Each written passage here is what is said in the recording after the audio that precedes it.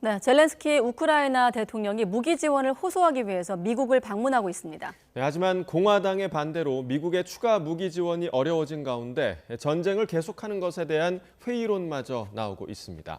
강성웅 해설위원 실장과 조금 더 알아보겠습니다. 어서 오십시오. 네, 젤렌스키 대통령 미국을 방문했는데 이번에도 의회에서 연설을 하는 겁니까?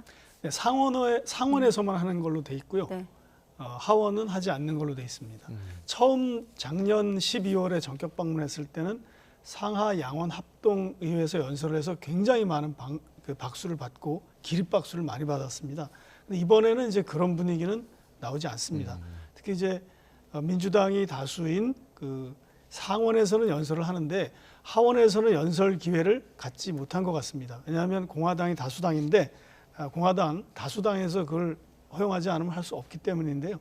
어제 도착해서 지금 이제 그 워싱턴에서 여러 가지 일정을 하고 있는데 어제는 국방대학에서 연설을 했고요.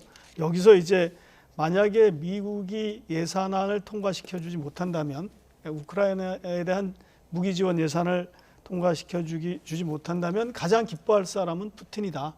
그리고 푸틴의 꿈을 이루게 하는 것이다. 그것을 좀 명심해달라 이런 얘기를 하면서 네. 자유를 위해서 싸우는 우크라이나의 투사들을 절망시키지 말아달라 이렇게 호소를 했습니다. 예. 그러니까 이 예산안을 꼭 통과시켜달라고 하는 건데 사실 이제 며칠 지나면 미국 의회가 문을 닫습니다. 연휴이기 때문에 예. 연말이기 때문에 그 전에 급히 빨리 그 바이든 대통령이 초청을 해서 직접 한번 설명해 봐라 이렇게 기회를 준 것 같습니다. 예, 그러니까 방금 말씀해 주신 대로 이제 하원에서는 연설을 못 한다. 그러니까 이 우크라이나 지원 예산이 공화당의 반대에 지금 부딪힌 건데 맞습니다. 그럼 공화당은 왜 이렇게 반대를 하는 건가요? 특별히 어떤 논리적인 이유라기보다 그 공화당이 반대하는 미국의 으로의 불법 이민 그것을 막는 게 더 급하다. 돈을 거기다 써야지 우크라이나에 쓰는 것이 급하지 않다 이런 얘기입니다. 그러니까 그걸 연계해서 그걸 뭐 통과시켜주거나 나눠서 그쪽에 주면 통과시켜줄 수 있다 이런 얘기가 아닌가 싶은데 그래서 이제 국경 예산에 먼저 써야 된다 이런 얘기를 하면서 통과를 안 시켜주고 있고요. 그러나 예산은 대체적으로 미국에서 의회 중에서도 하원이 가지고 있습니다. 예산 권한은. 근데 공화당이 다수인 하원이 동의를 안 해주면 한 발짝도 못 나갑니다. 그런데 이제 바이든 대통령이 지난 10월 달에 이 예산안을 이스라엘을 지원하는 예산과 우크라이나를 지원하는 예산을 합쳐서 제출했는데 이게 1,060억 달러 굉장히 많은 돈인데 이 중에서 우크라이나만 지원하는 것만 해도 600억 달러 약 79조 원입니다. 어마어마한 예산인데 이것이 이제 우크라이나에 대한 무기 지원이 이렇게 시급하다는 것을 숫자로 말해주는 건데요. 이게 만약에 통과가 안 되면 우크라이나를 추가 지원하는 것은 불가능하다. 이렇게 백악관과 바이든 대통령이 분명히 얘기를 했습니다. 네, 아까 예산 미통과로 기쁜 사람이 푸틴 대통령이라고 했는데 만약에 미국의 무기 지원이 끊기면 러시아가 우크라이나 영토를 추가로 더 점령하게 되는 건가요? 이를테면 굳히기? 그렇죠. 네. 그럴 가능성도 없지 않아 있습니다. 이렇게 우크라이나가 약체라면 러시아가 어떤 선택을 해도 가능하다라고 볼 수 있기 때문에 어떤 상황이 벌어질지 전개될지 예측은 쉽지 않은데 그럴 가능성과 현재 영토, 점령한 영토를 굳힐 가능성 이렇게 나눠볼 수가 있고요. 이게 지금 우크라이나는 무기와 탄약 뭐 거의 다 지금 서방의 지원에 의존하고 있기 때문에 그중에서 가장 많이 지원을 하는 미국이 만약에 중단을 한다면 우크라이나로서는 정말 풍전등화의 위기에 빠질 수밖에 없는데요. 만약 이렇게 돼서 전황이 굉장히 불리해진다면 또 서방이 어떤 조치에 나설지 그것은 좀 더 변수가 있기 때문에 단정 지을 수는 없다고 봅니다. 예. 그러니까 사실 지난 여름을 기억을 해보면 우크라이나가 저희가 이제 대반격 이런 단어까지 썼었거든요. 그러니까 그럴 정도로 우크라이나가 강한 느낌을 줬었는데 왜 상황이 좀 이렇게 좀 바뀐 건가요? 초기에 나온 얘기는 그 러시아가 방어 진지를 굉장히 강력하게 구축했다는 겁니다. 그것을 이제 러시아가 풍부하게 보유하고 있는 지뢰, 대전차 지뢰 이런 것이 많아서 그 전선에다 깔아놨고 그 다음에 두 번째는 미군과 우크라이나군이 이 반격 작전을 준비하는 과정에 시간을 벌어서 참호를 많이 팠다고 합니다. 그래서 이제 그 전선을 공고하게 구축해 놨기 때문에 우크라이나군이 진격할 수 없었다는 것이 일반적으로 이제 통용되는 받아들여지는 해석이고요. 좀 더 구조적으로 말씀드리자면 러시아는 30만 명의 예비군을 작년 말에 동원해서 병력을 많이 보충했고요.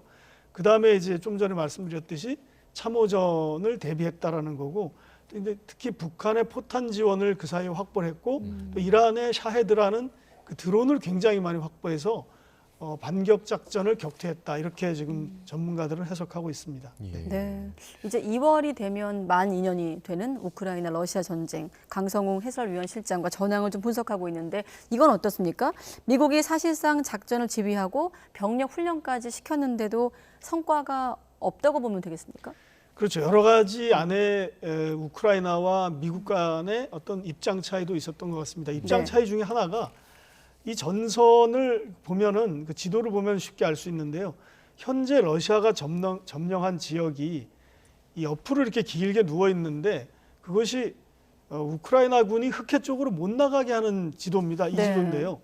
이렇게 누워 있는 형태로 그 주황색, 누런색이 지금 점령 지역입니다. 예. 그런데 미국에서는 방어선을 저 화살표 방향으로 돌파하자는 제안을 내놨습니다. 아, 괄호 열고 미국 계획이 있네요. 맞습니다. 네. 그래서 로보틴이라는 지역까지 네. 뉴욕타임스 신문 보도를 보면 최근에 그 해안 100km 지점까지는 들어가는데 성공을 했다고 합니다. 돌파를 해내는데 네. 그러나 그 이상은 돌파를 하지 못했고요.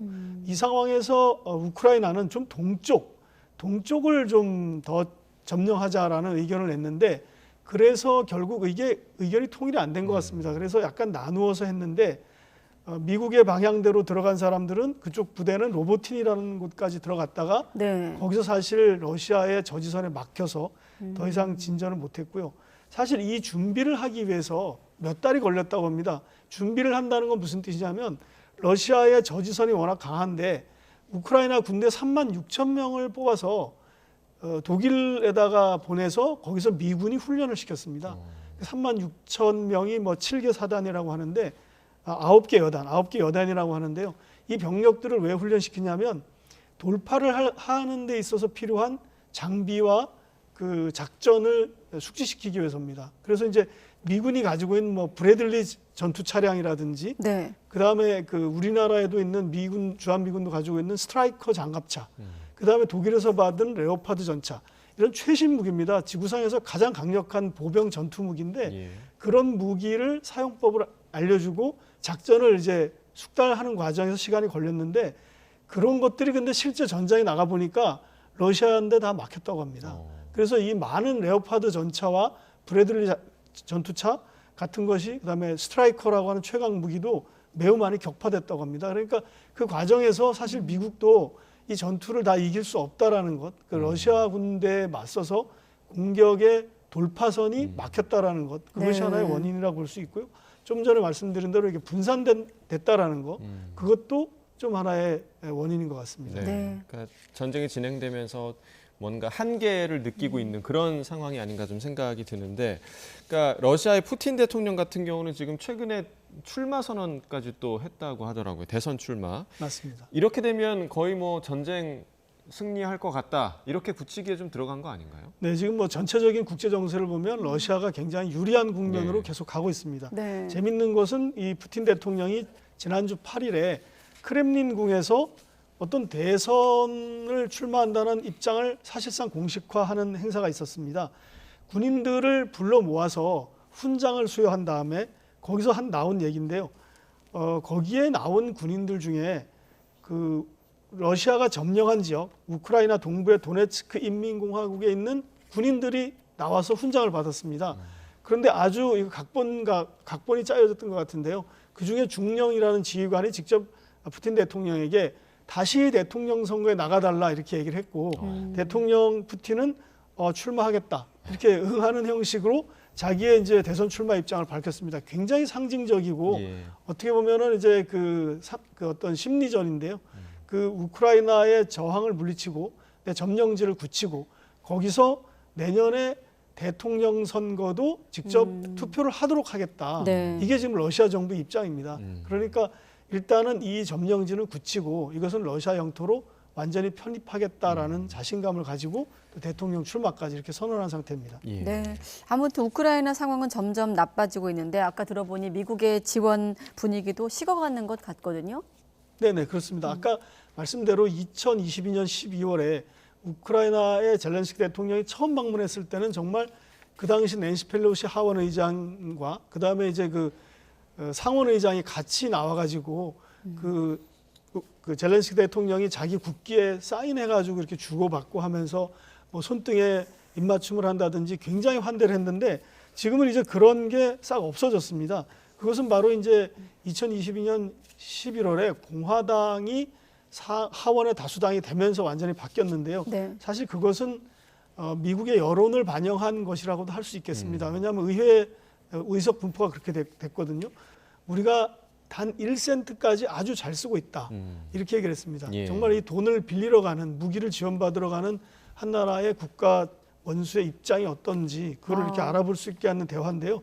그런 상황까지 이미 지난 9월에 갔고 지금은 이제 더 막막한 상태죠. 예. 지금 하원에서 네. 공화당이 완전히 반대를 하고 의회 연설까지 못하게 하는 그런 예. 상황이 된 겁니다. 예. 네, 혹시나 해서 아까 메카지가 아니라 메카시 전 하원 의장으로 자막을 정정하고 다음 질문으로 예. 마무리하겠습니다. 네. 그러니까 젤렌스키 대통령이 이런 절실함에도 불구하고 이제 미국의 여론이 지금 안 좋아지고 있는 것 같고 우크라이나 지원에 대한.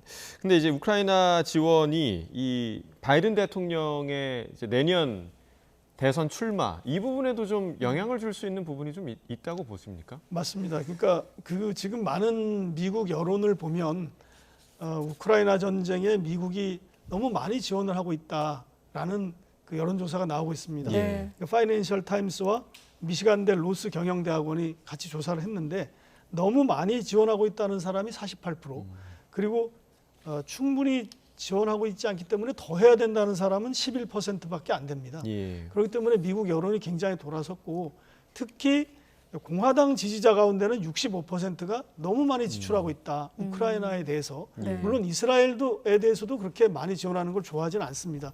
우크라이나에 대해서도 마찬가지인데 이것은 사실 우크라이나에 대한 어떤 뭐 그 감정이 나빠졌다고 하는 그러니까 우호적인 감정이 나빠졌다고 할 수 있는 측면도 있지만 미국 경제가 그만큼 굉장히 녹록지 않기 때문에 사람들은 지금 외국 전쟁에 신경 쓸 겨를이 없다는 것으로 이해가 예. 되고요.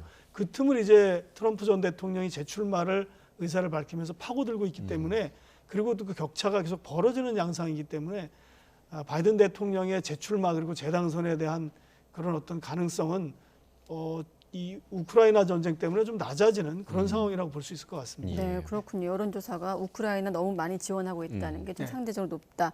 미국 정부도 좀 돌파구가 필요해 보입니다. 강성홍 해설위원 실장이었습니다. 고맙습니다. 네.